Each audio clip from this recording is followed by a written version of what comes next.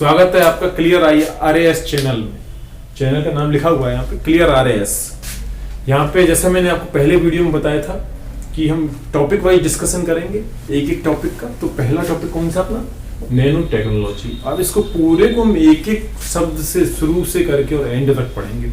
Notes दोबारा बता दे रहा हूँ, नोट्स अवेलेबल है फेसबुक पेज जो कि इसी नाम से है, क्लियर आरएएस के नाम से। ये वही जो यूट्यूब चैनल का नाम है वही फेसबुक पेज का नाम है। वहां पे जाएं, जाकर के लिंक पड़ी हुई है और उस लिंक को डाउनलोड कर लें। हिंदी और इंग्लिश दोनों में वहां पे आपको नोट्स अवेलेबल मिलेंगे, कोई दिक्कत नहीं है। हिंदी मीडियम वालों के लिए और इंग्लिश मीडियम वालों के लिए खुद मेरे लिखे हुए नोट्स हैं, हैंड रिटन नोट्स हैं। यू कैन सी ऐसे करके मैंने नोट्स बनाए आप लोगों के लिए। देखो, जहां तक मेरा मानना है साइंस में मुझे जो पढ़ाई करनी थी वो मैंने काफी हद तक मैंने की है और बस मैं खुद को करंट से रिलेट कर दे रहा हूँ। लेकिन कुछ फ्रेंड्स जब उन्होंने मेरे को ज़्यादा जोर दिया तो मैंने ये साइंस के वीडियोस डाले, तो इनको आप लोग देखने की कोशिश करें और आई थिंक ये आपके लिए कहीं ना कहीं बेनिफिट देंगे। नोट्स पे जरूर ध्यान दें आप। तो हम लोग अब फालतू बातों को छोड़ के सीधा सीधा शुरू करते हैं। नैनो टेक्नोलॉजी क्या होती है। देखो, बात आती है कि भाई ये सिलेबस में क्यों है। नैनो टेक्नोलॉजी को हमने सिलेबस में क्यों डाला। अरे कुछ और डाल लेते ना, लेकिन सिलेबस में नैनो टेक्नोलॉजी डाली है। सिलेबस को बहुत सोच समझ के बनाया जाता है, तो अब इसमें माइक्रो टेक्नोलॉजी नहीं डाली। देखो, एक होता है माइक्रो, एक होता है नैनो और एक होता है न्यूक्लियर टेक्नोलॉजी। तीन टेक्नोलॉजी है अपनी, मैंने देख लो। माइक्रो आपने सुना होगा 10⁻⁻⁶ को माइक्रो कहते हैं। ये बहुत ही जब बचपन में होते हैं, जब छोटे होते हैं 9th 10th में, तो हम सुन लेते हैं। न्यूक्लियर टेक्नोलॉजी आपने सुना ही होगा, नाभिक का भार कितना होता है, नाभिक का साइज क्या होता है। तो बेसिकली जो एटम जिसको बोलते हैं हिंदी में परमाणु, क्या बोलते हैं परमाणु, उसका जो सामान्य जो साइज माना जाता है वो 10⁻10 मीटर माना जाता है। और इसका जो नाभिक होता है, हर परमाणु का जो नाभिक होता है उसकी साइज मानी जाती है 10⁻15 मीटर। 10⁻15 हर नाविक की साइज। नाविक को इंग्लिश में क्या बोलते हैं, आई थिंक न्यूक्लियाई या फिर न्यूक्लियस जो है उसको बोलते हैं। और जब माइक्रो 10⁻⁻⁶ है, ये 10⁻10 है। अब बीच में हमने इसको क्यों डाला है भाई, ये होती 10⁻⁹। अभी यही ध्यान रखें 10⁻⁹, 10⁻⁹। अब इसको क्यों डाला, देखो उसका बहुत ही अच्छा कारण है और आपको जरूर जानना चाहिए। यदि जैसे मैं बात करता हूं गोल्ड की, सुना होगा सोना। सोने में क्या होता है कि जब वो माइक्रो लेवल पे होता है, जब उस सोने का एक छोटा सा कण मैं लेता हूं जो 10⁻⁶ लेवल का है, तो उस कण में कोई दिक्कत नहीं होती। उसको मैं यदि अपने मुंह में भी यदि अंदर ले लूंगा ना, तो उसका कोई भी प्रॉब्लम नहीं होती है, कोई दिक्कत नहीं है उसको। लेकिन मैंने देखा आगे रिसर्च में पता चला कि यदि मैं 10⁻⁹ का यदि एक नैनो पार्टिकल जो सोने का ही बना हुआ है उसको मैं यदि लेता हूं ना, तो मेरी मृत्यु हो जाती है, डेथ। तो समझ में आया, मतलब जब 10⁻⁻⁶ पे जब सोना था तब वो टॉक्सिक नहीं था, वो जहरीला नहीं था। लेकिन जब हम उसको 10⁻⁹ का पार्टिकल लिया, उसको हमने और तोड़ दिया, तो वो टॉक्सिक हो गया, वो जहरीला हो गया, इस कारण से मृत्यु हो गई। सेकंड एग्जांपल जैसे मैं आपको बताता हूं, आपका सिल्वर जो चांदी होती है, ये चांदी में क्या होता है कि वही 10⁻⁶ माइक्रो लेवल का पार्टिकल यदि मैं ले रहा हूं तो उससे कोई भी प्रॉब्लम नहीं हो रही है, जैसा मैं हूं वैसा का वैसा ही। लेकिन जब मैं नैनो स्तर का जब मैं लेता हूं, तब पता चलता है कि वो जो नैनो पार्टिकल जब मैंने लिया चांदी का, तो इससे क्या हो गया, इससे जितने भी मेरे बॉडी के अंदर बैक्टीरिया थे, वो सारे के सारे जो बैक्टीरिया हैं वो किल हो चुके हैं, मर चुके हैं। वो सारे के सारे बैक्टीरिया किल हो चुके हैं। तो समझ लो आप अंतर कि प्रॉपर्टीज में बदलाव आ रहा है। क्या बदलाव आ रहा है प्रॉपर्टीज में, केमिकल और जो फिजिकल प्रॉपर्टीज हैं एलिमेंट की वो बदल जा रही है। केमिकल मतलब रासायनिक प्रॉपर्टीज, और फिजिकल का मतलब भौतिक प्रॉपर्टीज, इनमें बदलाव आ जा रहा है। तो इसीलिए तो उसको बीच में डाला है सिलेबस में कि यार मैक्रो तो बच्चों ने बहुत पढ़ ली, अब माइक्रो के बारे में तो मैंने समझा दिया आपको। अब आप बोलोगे सर न्यूक्लियर टेक्नोलॉजी फिर कैसे? देखो न्यूक्लियर टेक्नोलॉजी हम देख रहे होते हैं तो मुख्य रूप से न्यूक्लियस के बारे में बात करते हैं, या फिर जो एटॉमिक जैसे कि अपना यूरेनियम हुआ या थोरियम हुआ, उनसे रिलेटेड टेक्नोलॉजी के बारे में बात करते हैं। लेकिन नैनो टेक्नोलॉजी का जो सब्जेक्ट है ना, वो बहुत ज्यादा वास्ट है। आपने सुना होगा कार्बन नैनो ट्यूब, अच्छे से डीप से बताऊंगा मैं इसको। कार्बन नैनो ट्यूब अभी क्या है, इसका जो उपयोग है ना, वो अपने आप में बहुत ज्यादा एक्सट्रीम है। और नैनो टेक्नोलॉजी जो है अपने आप एक नई साइंस के रूप में उभर के आई है। इसका आरएएस में सवाल 5 नंबर का आना जरूर 100% सवाल आएगा इस चैप्टर से। तो अब नैनो टेक्नोलॉजी को पढ़ के जाइएगा, बहुत ही आसान चैप्टर है। ये मैंने आपको नॉर्मल बता दिया कि नैनो टेक्नोलॉजी को हमने क्यों रखा, जब हमारे पास माइक्रो भी था, न्यूक्लियर भी था, तो नैनो को क्यों लेके आए। ये आपको शायद समझ में आ गया होगा, नोट्स में अच्छे से एक्सप्लेन किया हुआ है, हिंदी में भी और इंग्लिश में भी, कि भाई जब थी तो क्यों लेके आए। ये अपना नॉर्मल अपना जो है ये हो गया। अब हम नैनो टेक्नोलॉजी की डेफिनेशन देखेंगे। अब शुरू होता है हमारा वास्तविक चैप्टर।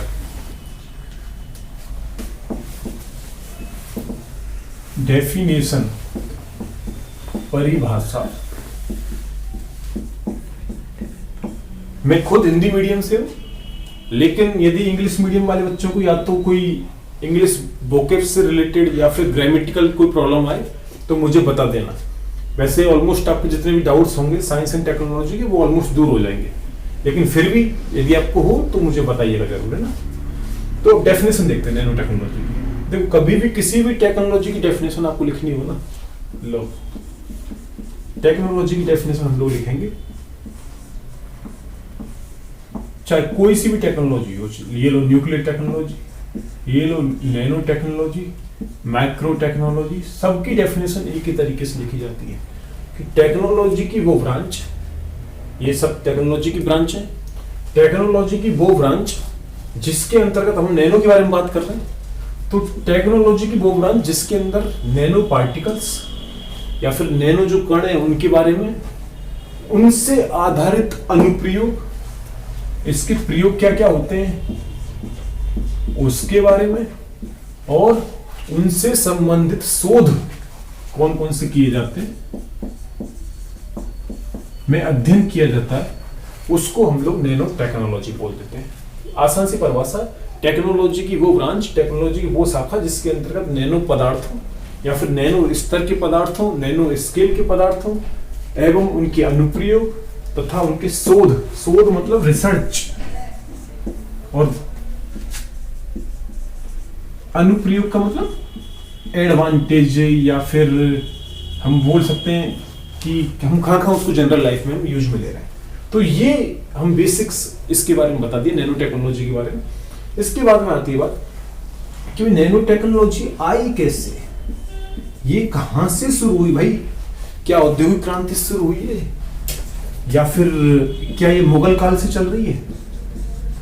क्या ये औद्योगिक क्रांति से शुरू हुई है, या फिर ये अभी शुरू हुई है कुछ दिनों में 1960-70 के टाइम में शुरू हुई है? कहां पे शुरू हुई है? तो इसके बारे में हम देखेंगे कि नैनो टेक्नोलॉजी का इतिहास क्या रहा है। तो आपको इससे क्या इजीली बड़े अच्छी तरीके से समझ में आएगा टेक्नोलॉजी का इतिहास क्या है।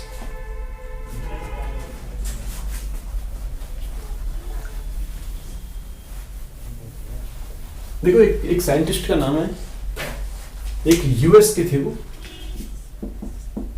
यूएस साइंटिस्ट ने सबसे पहले ऑलमोस्ट 1959 में उन्होंने एक बात कही थी कि एक स्टेटमेंट था उनका, एक्चुअली उन्होंने एक रिसर्च की थी बहुत बड़ी, तो उसमें उन्होंने ये बात कही थी, there is a lot of room at the bottom. अब इसका मतलब क्या होता है? There is a lot of room at the bottom. Room मतलब बहुत ज्यादा जगह है, कहीं पे बहुत ज्यादा जगह। There is a lot of room at the bottom, नीचे की तरफ। क्योंकि हम देखो 10 to the power 2, 10 to the -1, -2, 10 to the power -6, यहां तक में क्या बहुत ऊपर की तरफ हम बहुत रिसर्च कर चुके हैं। लेकिन जो रिसर्च हमने नहीं की है ना, वो हमने नीचे की तरफ नहीं की है। मतलब 10 to the power -9 की तरफ नहीं की, 10 to the power -10 पे नहीं की, पीगोमीटर पे नहीं की, इन सब पे हमको रिसर्च करना बाकी है। तो उन्होंने यही बात कही थी, there is a lot of room at the bottom. मतलब कुछ ना कुछ जो नीचे के जो है उसको हमको गौर करना चाहिए यदि हमें साइंस में रिवॉल्यूशन देखना है तो, या फिर हमको जो जनरल लाइफ में हमको सर्कमस्टेंसेज को जो फेस करना है वो हम इसकी मदद से बहुत अच्छे से कर सकते हैं। ये यूएस का एक साइंटिस्ट था, उन्होंने ये बात कही थी, रिचर्ड फीमेन आई थिंक नाम है इनका, रिचर्ड फीमेन। देखो सन 1 मुझे याद नहीं रहते हैं और ना ही सन पे मैं फोकस करता हूं, तो आप लोग उसी तरीके से देखें, जो काम की चीज है वो शायद मैं आपको दे पाऊं, मेरा वही उद्देश्य है यहाँ पे। पीएचडी किसी भी चैप्टर में यदि आपको करनी हो तो आई थिंक मैं आपके लिए एक अच्छा बच्चा नहीं हूं, मैं आपके लिए नहीं करा सकता अच्छे से, लेकिन हाँ आपको मार्क्स यदि लाने तो मार्क्स लाने के लिए हम पूरी कोशिश करेंगे। तो मार्क्स यदि आपको देखने हो तो आप जरूर इस वीडियो को ठीक से देखिएगा। चैनल का नाम लिखा हुआ है वहां पे और पेज का भी नाम लिखा हुआ है, क्लियर RAS। ये था तो 1959 में इन्होंने ये बात कही, फिर इसके बाद ये कुछ ज्यादा कह नहीं पाए, बस इतना ही हुआ। लेकिन क्या होता है, इसके बाद में जापानी साइंटिस्ट थे, जापान के थे वो, उन्होंने एक बात कही, उनका नाम था तानागुची। उन्होंने ये जो नीचे की तरफ जो रिसर्च हो रहे थे ना, जो नीचे की तरफ की जब हम बात करते हैं तो इन्होंने अब जैसे किसी को कोई नाम देना होता शुरू जैसे कि हमने इंडस्ट्रियल रिवॉल्यूशन नाम दिया शुरू में, पहले कोई थोड़ी नहीं था, लेकिन वो कार्टराइट ने उसको नाम दे दिया, भाई चलो वो इंडस्ट्रियल रिवॉल्यूशन बोलेंगे इसको, या फिर जैसे कि प्रथम वर्ल्ड वार चलो इसको बोल देते हैं, इसको सेकंड वर्ल्ड वार बोलते, तो फिर भाई इसको नैनो टेक्नोलॉजी नाम किसने दिया? तो नैनो टेक्नोलॉजी नाम जो है वो तानागुची ने दिया था। तानागुची ने अपने रिसर्च में बताया कि ये जो टेक्नोलॉजी है इसको नैनो टेक्नोलॉजी के नाम से बुलाएंगे, और नैनो टेक्नोलॉजी के बाद में तीसरा सवाल ये आ गया, कोई नाम तो दे दिया, अब लेकिन जो रिसर्च हमको करनी है वो करें कैसे? क्यों? क्योंकि हमारे पास में माइक्रोस्कोप अवेलेबल नहीं है। हमें पता कैसे चलेगा कि ये पार्टिकल नैनो स्तर पे टूट गया? तो नैनो स्तर पर पार्टिकल का पता लगाने के लिए हमको क्या करना पड़ेगा? माइक्रोस्कोप चाहिए, तो माइक्रोस्कोप की खोज करना जरूरी था। तो दो साइंटिस्ट थे, रोरर एवं वेनिंग, इन दो साइंटिस्ट ने मिलकर एक माइक्रोस्कोप की खोज की। उस माइक्रोस्कोप का नाम मैं इधर लिख रहा हूं, देखिए STN। अब इसका फुल फॉर्म क्या है? Scanning tunnelling microscope. ये थोड़ी सी ग्रामर है जो कि आप लोगों को नैनो टेक्नोलॉजी को समझाने में आसान बना देती है। कभी भी आपसे इंटरव्यू में पूछे जाते हैं तो वो तुमसे ये नहीं पूछता है भाई इसके उपयोग बताइए, वहां पे आपसे ये थोड़ा बेसिक्स पूछते हैं वो, क्योंकि आपको एनालिटिकल अप्रोच अपनानी होती है वहां पे, तो इसलिए थोड़ा सा ये बेसिक्स है भाई। चलो हमको एक STM मिल गया, स्कैनिंग टनलिंग माइक्रोस्कोप मिल गया, और एक और माइक्रोस्कोप इनको मिल गया था atomic force microscope. Atomic force microscope इसको बोलते हैं। इन दोनों माइक्रोस्कोप की मदद से और वर्तमान में अभी तक नैनो टेक्नोलॉजी का लगातार विकास हो रहा है, क्योंकि जब भी बात आती है तो हम दोनों इन माइक्रोस्कोप का उपयोग करके और सारा काम कर ले रहे हैं। ये था नैनो टेक्नोलॉजी का नॉर्मल इतिहास।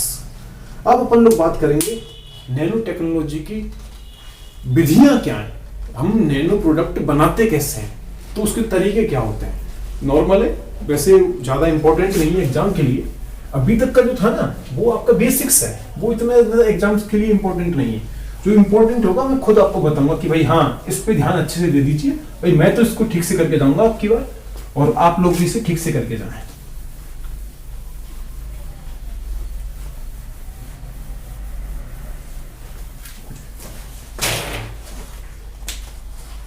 अब हमको क्या है, नैनो प्रोडक्ट बनाने, मतलब नैनो उत्पाद बनाने।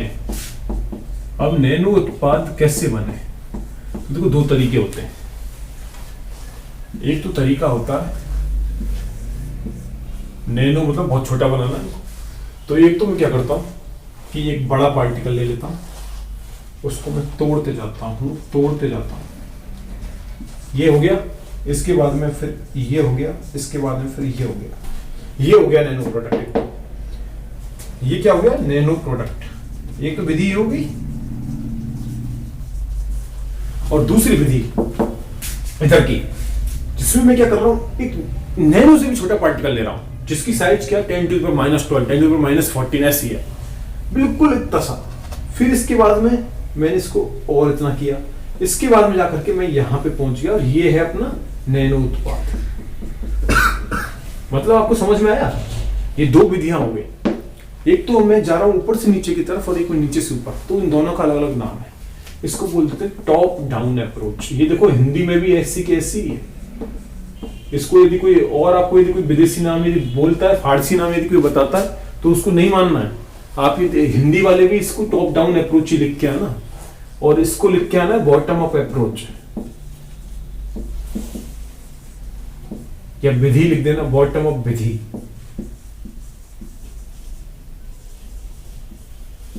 ठीक है, ये आपको दो तरीके से बनाने का पता चल गया, प्रोडक्ट्स कैसे कैसे बनते हैं। वर्तमान में जो है ना, इसका उपयोग अब सीमित होता जा रहा है। ये जो है सीमित होती जा रही है। क्यों? क्योंकि जो बेहतर रिसर्च वगैरह जो हो रही है ना, वो इधर हो रही है, जैसे कि 3D प्रिंटर, ये इसका बेस्ट एग्जांपल है। और इसको वैसे जो है ना, इसका एक और नाम होता है, इंग्लिश वालों के लिए आसान है, एडिटिव मैन्युफैक्चरिंग।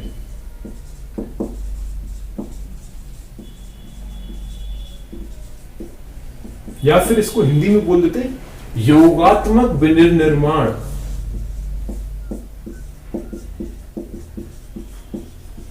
याद रख लेना, सब योगात्मक विनिर्माण बहुत काम का है। जब भी 3D प्रिंटर की बात आएगी तो ये शब्द आपको डालना ही डालना पड़ेगा हमेशा। ये दो तरीके से हम नैनो प्रोडक्ट्स बना सकते हैं। बस यही सिंपल था इसके बारे में, प्रोडक्ट्स बनाने की विधियां। अब बात आती है कि भाई नैनो टेक्नोलॉजी का उपयोग करते हुए अब तक हम कहां तक पहुंच चुके हैं, कितनी जनरेशन नैनो की आ गई है, और इंडिया में उसकी क्या स्थिति है और इंडिया की क्या उपलब्धि है, ये हम देखेंगे। ये थोड़ा सा इंपॉर्टेंट था, इसके भले आप 2 स्टार लगा के थोड़ा सा देख लें, ज्यादा अंदर डीप का नहीं है। अभी इंपॉर्टेंस जो आएंगे बताएंगे हम आपको, लेकिन ये 2 स्टार लाइक तो है कि भाई हाँ, नैनो प्रोडक्ट्स बनाने की विधियों के नाम बताइए। तो 2 नंबर पूछ लिया उसने, इन दोनों विधियों के नाम लिख दीजिए। ज्यादा बोले तो अंदर बोल दीजिए कि भाई हाँ, बड़े प्रोडक्ट्स को छोटे छोटे प्रोडक्ट्स में बनाया जाता है, इसमें छोटे जो नैनो से भी नीचे स्तर के होते हैं उनको नैनो स्तर पर लेके आया जाता है। ये सिंपल सा हो गया नैनो प्रोडक्ट्स बनाने की विधियां। इसके बाद में अपनी आती है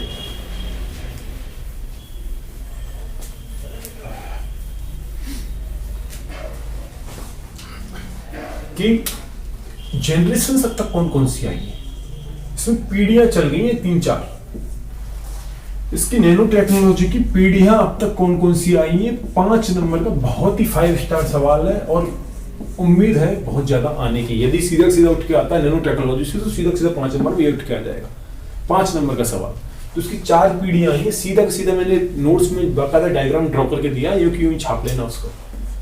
पीढ़ी नंबर 1, पीढ़ी नंबर 2, पीढ़ी नंबर 3, पीढ़ी नंबर 4, ये 4 पीढ़ियां अभी तक आई हैं। टाइम की बात करें तो देखो 2000 के बाद में डेवलपमेंट शुरू हुए नैनो टेक्नोलॉजी में ठीक से, तो माइक्रोस्कोप वगैरह आते आते समय लग गया था। तो ये जो है प्रोडक्ट शुरू होंगे 2000 से। तो पहली साल डाल दो 2001 से 5, दूसरी डाल दो 2006 से 10, और तीसरी डाल दो 2011 से और 15, और चौथी डाल दो 2016 से और 20, और अगली और लिख देना नीचे एक लाइन।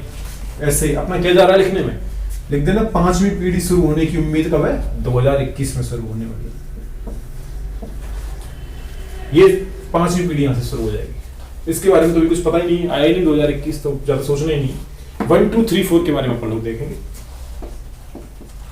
1 में जो है, ये जब टेक्नोलॉजी आई थी नैनो टेक्नोलॉजी, तो उस वक्त इसका सबसे पहला उद्देश्य था कि यार हम उन प्रोडक्ट्स को पहले बनाएंगे जिनकी हमें बहुत ज्यादा जरूरत है, मतलब जो हमें सामाजिक और आर्थिक लाभ सबसे ज्यादा दे, उन प्रोडक्ट्स को बनाएंगे। तो इस जो टेक्नोलॉजी के प्रोडक्ट्स हैं ना, उनको सीधा सीधा याद कर लेना। उन टेक्नोलॉजी के प्रोडक्ट्स को बोला जाता है पैसिव प्रोडक्ट्स, निष्क्रिय उत्पाद। ये नाम यूं का यूं याद रख लेना, निष्क्रिय उत्पाद के नाम से जाना जाता है उसको। जैसे इसके एग्जाम्पल, 2 एग्जाम्पल याद रख लो बस, सिंपल। जैसे कि एरोसोल्स, आपने देखा होगा स्प्रे जो होती है हमारे जो हम काम में लेते हैं, उनमें एरोसोल्स अवेलेबल रहता है, तो ब्रैकेट में लिख देना स्प्रे।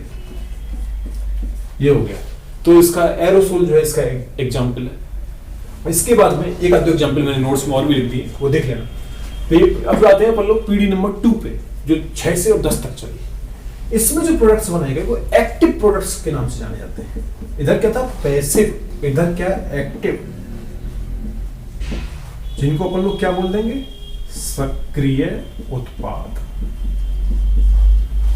अब इसमें जो प्रोडक्ट्स जो आते हैं वो ध्यान रखने वाले प्रोडक्ट्स हैं, जैसे TDD, बहुत इंपॉर्टेंट है, टारगेट ड्रग डिलीवरी। पूरा बताऊंगा क्या होता है बाद में, अभी सिर्फ सुन लें, टारगेट ड्रग डिलीवरी।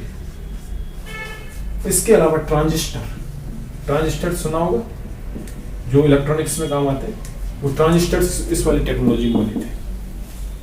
थर्ड जो टेक्नोलॉजी आती है वही वापस से वही, इसका नाम हमने दिया पैसिव प्रोडक्ट, इसका दिया हमने एक्टिव प्रोडक्ट। इसको क्या देंगे, इसको एक नाम दे दिया उन्होंने, सिस्टम ऑफ नैनो सिस्टम। ये हिंदी भी ऐसा ही है और इंग्लिश भी ऐसा ही है। मैंने तो जितना खोजा मुझे तो यही मिला है। आप लोग ज्यादा दिमाग ना लड़ाएं, और यदि मिलता भी है तो फिर भी आप यही लिखें, क्योंकि यही चल रहा है। अब इसमें क्या हुआ, थर्ड के अंदर हम 3D नेटवर्किंग जो है, पूरा जो 3D पे जो नेटवर्किंग होती है वो इसके अंदर आती है। अब नेटवर्किंग को नेटवर्किंग ही लिखें, 3D नेटवर्किंग। चौथा जो पीढ़ी है वो 2016 से 20, मतलब जो फिलहाल अभी चल रहा है, उस पीढ़ी का नाम मैंने आपको बताया था। इस पे क्या बन रहा है, 3D प्रिंटर इसी विधि पे बन रहा है। तो ये क्या है, ये बॉटम अप अप्रोच है। तो पहली बात तो मतलब नीचे से ऊपर की तरफ जाने वाली अप्रोच है। दूसरी बात, इसको योगात्मक विनिर्माण भी मैंने एक नाम दिया था, योगात्मक विनिर्माण या फिर एडिटिव मैन्युफैक्चरिंग। किसी को यदि स्पीड तेज लग रही हो ना, तो स्पीड YouTube में कम करने का रहता है, वहां से थोड़ा देख लेना, क्योंकि मुझे इन चैप्टर्स को by the end of fair complete कराना है। उसके बाद में यदि बच्चे बोलेंगे तो फिर हम अपन लोग कोई एक सब्जेक्ट यदि होगा तो हम उसको देखेंगे। और फिर बीच में ना आपको कुछ और भी, जैसे मेरे फ्रेंड्स वगैरह RAS वगैरह, वो भी आपको यदि कोई उनको लगेगा कि हाँ यार ये बहुत जरूरी है और इनको बता दो, तो वो भी आपको मदद दे दिया करेंगे, ऐसी कोई बात नहीं है। लेकिन पढ़ने वाले बच्चों के लिए तो आपको पूरी मदद मिलेगी, और ना पढ़ने वालों के लिए कोई भी मदद मैं नहीं कर पाऊंगा। ठीक है, तो अपन लोगों ने जनरेशंस की बात कर ली। इसके बाद में हमने 5वीं पीढ़ी के बारे में लिख दिया। यहीं पे आपकी ये खत्म हो जाता है। 5 नंबर का सवाल है, बहुत बहुत ज्यादा इंपॉर्टेंट सवाल है। इसके बाद में हम लोग देखेंगे जो अभी हमारे सिलेबस में जुड़ा है, कि भाई हमारा जो इंडिया का एक नैनो मिशन चला है, ये नैनो मिशन क्या है, इस नैनो मिशन के क्या एडवांटेज है, और ये कब चालू हुआ, क्यों इंडिया ने चालू किया, इसके बारे में हम लोग देखते हैं। नैनो मिशन के बारे में ज्यादा से ज्यादा 3 लेक्चर्स में पूरा नैनो टेक्नोलॉजी को फिनिश करना है, तो थोड़ा थोड़ा फास्ट मेरे साथ में आप लोग कोऑपरेट करें।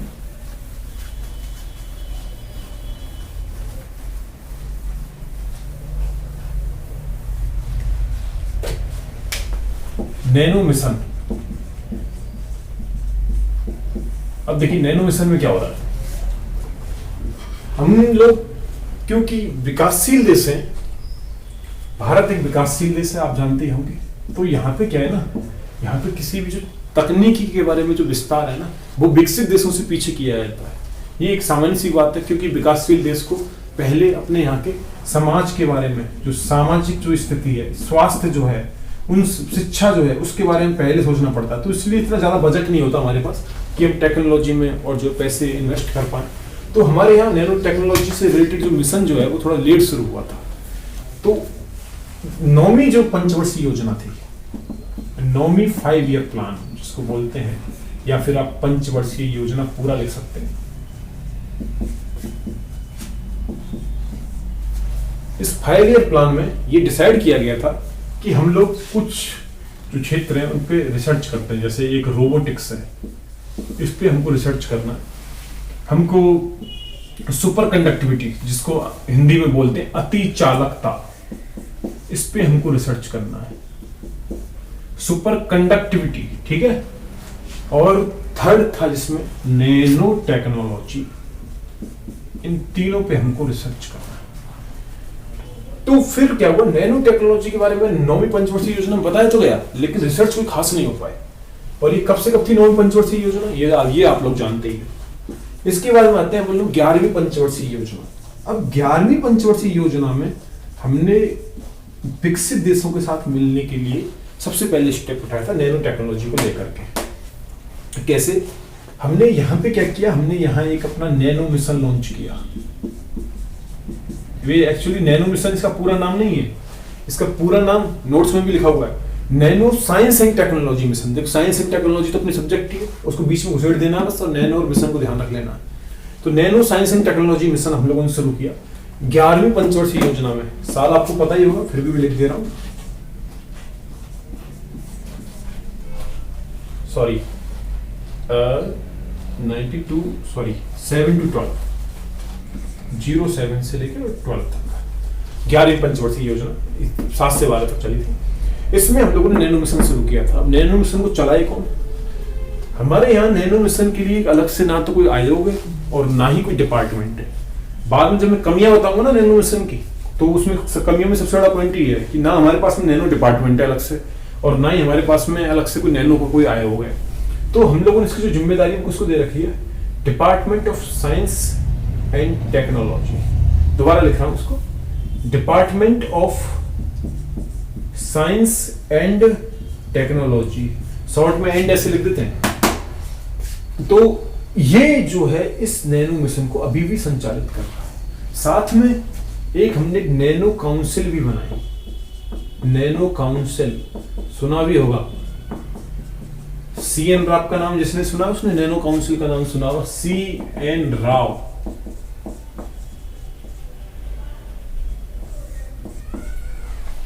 इनको इस नैनो काउंसिल का जो है इनको हेड बनाया गया इस नैनो काउंसिल का, और कहा गया कि भाई आप हमारे जो है नैनो मिशन को ठीक से सक्सेसफुल बनाइए, और जिससे हम भी विकसित देशों के साथ में जुड़ सकें आगे। तो ये हम लोगों ने नैनो मिशन के बारे में थोड़ा बहुत देखा। अब नैनो मिशन के उद्देश्य क्या रहे वो बहुत इंपॉर्टेंट है, यहां तक का समझ में आ गया होगा आपको। अब नैनो मिशन के उद्देश्य जल्दी देख लेते हैं। नैनो मिशन के उद्देश्य अंग्रेजी वालों के लिए ऑब्जेक्टिव्स ऑफ नैनो मिशन, ठीक है। देखो 5 उद्देश्य हैं, सीधे के सीधे रट लो और ऐसे करके लिख के आ जाना, 5 के 5 नंबर मिल जाएंगे। बहुत इंपॉर्टेंट है, 5 स्टार मान लेना। उद्देश्य अपन लोग अब देखेंगे। तो पहला उद्देश्य तो वही है, सबसे पहली बात तो ये होती है इंफ्रास्ट्रक्चर अपन लोगों को सबसे अच्छा चाहिए होता है, आधारभूत ढांचे की सबसे जरूरत होती है। दूसरा इसके बाद में क्या है ना, अपन लोगों को एकेडमी जो है हमारी, जैसे जहां हम पढ़ते हैं, शिक्षा जहां से हम ले रहे होते हैं, शैक्षिक अनुसंधान जो होते हैं उसको, और इंडस्ट्री को, इन दोनों को यदि हम मिला देते हैं ना, तो ये ऑब्वियस सी बात है ये नैनो टेक्नोलॉजी बहुत ज्यादा मदद करेंगे। क्यों? क्योंकि भाई एकेडमी और साथ में इंडस्ट्री, तो बच्चों को इनोवेशंस करने को मिलेगा और नैनो टेक्नोलॉजी डेवलपमेंट्स होंगे अपने। इसके बाद में जो थर्ड आता है वो आता है पीपीपी पार्टनरशिप। पीपीपी का मतलब पता हो, public private partnership, public private और पार्टनरशिप, ये ज्यादा से ज्यादा इनोवेशंस को प्रमोट करता है, क्योंकि बजट की जो है समस्या हम लोगों को नहीं आती। चौथा है अपन लोगों को ह्यूमन रिसोर्सेज, मानव संसाधन।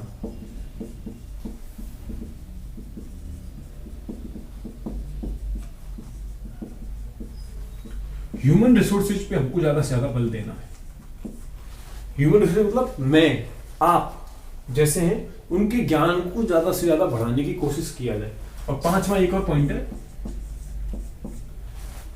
इंटरनेशनल कोलैबोरेशन, मतलब अंतरराष्ट्रीय सहयोग अपन लोगों को बहुत बढ़ाना है। इससे क्या होता है, अंतरराष्ट्रीय सहयोग से हम लोगों को ना तो रिसर्च करने में दिक्कत आएगी, बाहर के साइंटिस्ट हमारी मदद करते रहेंगे, साथ में हमें बजट भी मिलता रहेगा, इंफ्रास्ट्रक्चर भी बहुत प्रोवाइड करवाएंगे, तो अपन लोगों के नैनो मिशन के जो उद्देश्य है ना वो पूरे हो जाएंगे। ये आप लोगों की बहुत इंपॉर्टेंट है, नैनो मिशन के उद्देश्य 5 स्टार लगा हुआ है, ध्यान में रख लेना।